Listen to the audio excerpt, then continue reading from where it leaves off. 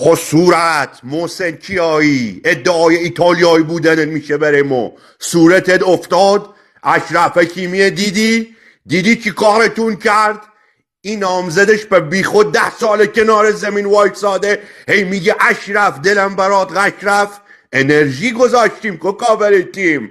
یالله توبه ماشاءالله. جناب خان یه دقیقه صبر کن، اول بازیه، حالا بهت میگم دیگه. شما تیمای ایتالیایی رو نمیشناسی، تیمای ایتالیایی مثل مار میمونن، نیششونو میزنن. صبر کن بذار مهدی طارمی ما بیاد تو زمین، مهدی طارمی خودمون بیاد تو زمین میارتش. این اصلا اشتباه کرد، اصلا مهدی طارمی رو نذاش. بذار مهدی طارمی بیاد تو زمین، من بهت میگم. اول بازی واسه من کری نخون، بذار حالا یه دونه گل زدیم، بذار این چه اتفاقی میفته. وایسا تماشا کن، بهت زنگ میزنه، فقط تلفنتو جواب بده ها. زنگ زدم تیمتون گل خورد، تلفن منو جواب میدی باشه؟ صورت کیایی صورت دومی هم خود زدیمتون. دزیر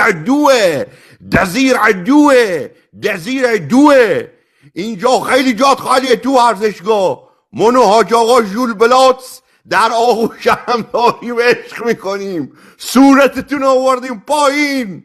مشترک مورد نظر در دسترس نمی باشد. No response to paging. مشترک مورد نظر در دسترس نمی باشد. No response to paging.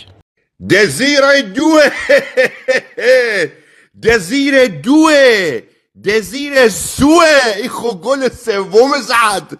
خود صورت دیگه چی بهت بگم کیایی؟ خودتو مصطفی همه رو میچپونم تو هم میبافمتون. خوبه چیه تلفن تو بر نمیداری؟ خود 10 بار بهت زنگ زدم خاموش میکنیم برای ما کیایی؟ صورتتو آوردم پایین. یالله کیایی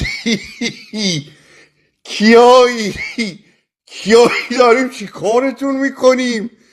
با 4 تا کوارتز خیلی بگوندیمتون. خب با 4 تا کوارتز خیلی رفتارتون در آوردیم. کیایی؟ خود جواب بده، تلفنت بردار. الو محسن کوکا خوبی؟ ردیفی؟ چیزی نمیخوای برات بیارم؟ محسن نگرانتم، تلفن بردار.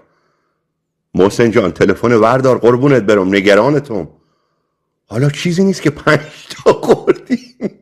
خب فقط 5 تا خوردی، چیزی نیست که لی لی لی لی لی لی لی لی لی لی لی لی